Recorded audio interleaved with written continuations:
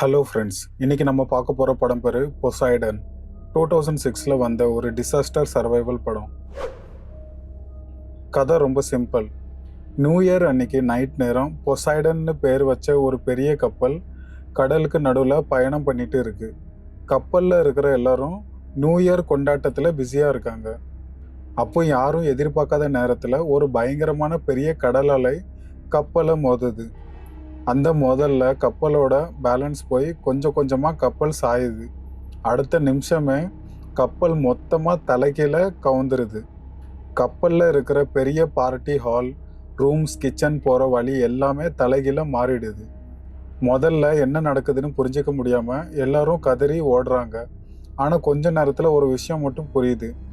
இங்கே இருந்து வெளியே போகணும்னா நாமளே வழி தேடி கண்டுபிடிச்சாதான் முடியும். இந்த கதையில் பல விதமான மனிதர்கள் ஒன்றா சேர்றாங்க. ராபர்ட்னு ஒரு மேயர் அண்ட் அவரோட மகள் ஜெனிஃபர், ஜெனிஃபரோட காதலன் வேற மேகின்னு ஒரு உமன் அண்ட் அவங்களோட பையன் கார்னர், தென் லாஸ்டாக டைலான்னு சில முக்கிய கேரக்டர். இவங்க எல்லாரும் ஆரம்பத்தில் வேறு வேறு இடத்துல இருந்தாலும் கப்பல் தலைகீழ ஆனதுக்கு பிறகு உயிர் பிழைக்க ஒன்றா பயணம் பண்ண வேண்டிய நிலைமை வருது.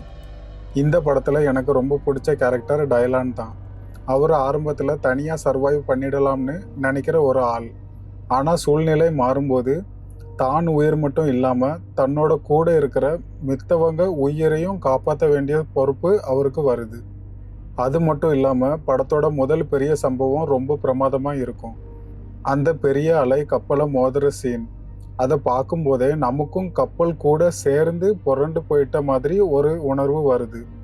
கப்பல் மெதுவாக சாயுது, எல்லாரும் தடுமாறி கீழே விழுறாங்க. சேர், டேபிள், திங்ஸ் எல்லாமே ஒரு பக்கம் பறக்குது. கடைசியில் கப்பல் மொத்தமாக தலைகீழாக ஆகிடுது. ஆனால் கப்பல் தலைகீழ ஆனதுக்கு பிறகு தான் படம் இன்னும் இன்ட்ரெஸ்டிங்காக மாறுது. ஏன்னா இப்போ ஒரு கேள்வி மட்டும் தான் நம்ம மனசில் ஓடும். இவங்க எப்படி வெளியில் வருவாங்க?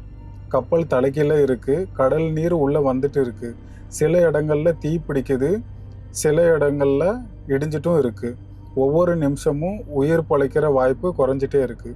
இப்படி ஒரு சுச்சுவேஷனில் இந்த கேரக்டர் எல்லாம் ஒரு இடத்துல இருந்து இன்னொரு இடத்துக்கு தப்பிச்சு போகும்போது நமக்கும் அவங்க கூடவே பயணம் பண்ணுற மாதிரி ஒரு பதட்டம் வருது. இந்த படத்தில் எனக்கு பிடிச்ச இன்னொரு விஷயம் என்னென்னா, இந்த படத்துக்கு தனியாக ஒரு வில்லன் கிடையாது. ஏன்னா அந்த கப்பல் தான் வில்லனு. ஒரு கதவை ஓப்பன் பண்ணுறது கூட ஆபத்தாக இருக்கலாம், ஒரு படிக்கட்டு கூட ஆபத்தாக இருக்கலாம்.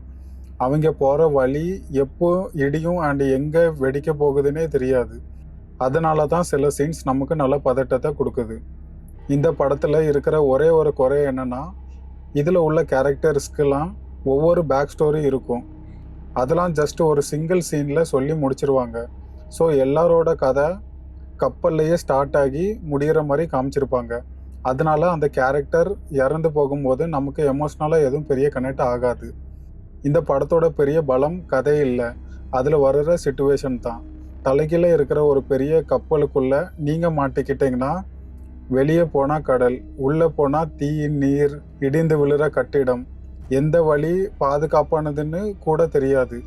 இந்த சூழ்நிலையில் நீங்கள் இருந்தால் என்ன பண்ணுவீங்க? அதுதான் பொசைடன் படம் நமக்கு கொடுக்குற முக்கியமான அனுபவம். இந்த படத்தோட டோட்டல் டியூரேஷன் 1 hour 38 minutes தான். அதனால் எங்கேயும் ஸ்லோ ஆகாமல் கதை விறுவிறுப்பாக போயிட்டே இருக்கும். நீங்கள் இந்த பெரிய கப்பல், கடல், நேச்சுரல் டிசாஸ்டர், சர்வைவல் மாதிரி படங்கள் விரும்பி பார்க்குறவங்கன்னா பொசைடன் கண்டிப்பாக ஒரு வாட்டி பார்க்கலாம். என்னை பொறுத்தவரை இந்த படத்துக்கு 5 3.5 ஸ்டார் ரேட்டிங்ஸ் கொடுப்பேன். இந்த படத்தோட ரிவ்யூ உங்களுக்கு பிடிச்சிருந்தா கண்டிப்பாக லைக் பண்ணுங்கள். அண்ட் உங்கள் ஃப்ரெண்ட்ஸ் யாருக்காச்சும் இந்த மாதிரியான படம் பிடிக்கும்னா இந்த வீடியோவை அவங்களுக்கு ஷேர் பண்ணுங்கள். இந்த மாதிரியான நிறைய படம் ரிவ்யூ தெரிஞ்சுக்கணுன்னா இந்த சேனலை சப்ஸ்கிரைப் பண்ணுங்கள். மேலும் ஒரு படம் ரிவ்யூவில் நான் உங்களை சந்திக்கிறேன். அன்டில் தென், டேக் கேர், பாய்.